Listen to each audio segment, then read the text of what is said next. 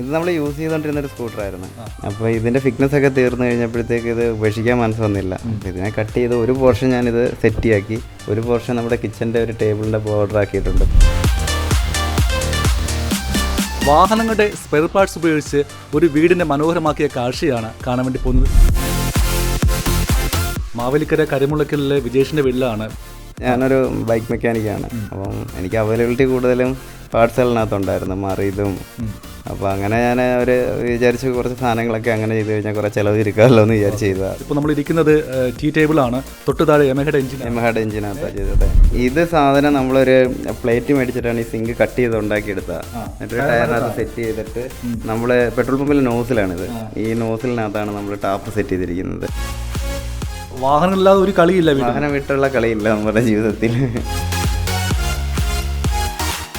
ഒരു റെക്കോർഡും കിട്ടി. ഒരു record, India book of record. അത് ലോകത്തെ ഏറ്റവും CC പറഞ്ഞൊരു മോട്ടോർ സൈക്കിളുണ്ട്, ഇൻഫീൽഡിൻ്റെ മോഫെ എന്ന് പറയും, 22cc വണ്ടി.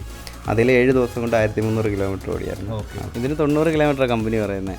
90 കിലോമീറ്റർ. ഇതിന്റെ പെട്രോൾ ടാങ്ക് ഇവിടെ ഒന്ന് സംശയം കാണുക. ഈ കാണുന്നതാണ് ഇതിന്റെ പെട്രോൾ ടാങ്ക്. എത്ര ലിറ്ററാണ് കൊള്ളുന്നത്? ഇത് 1.4 ലിറ്റർ.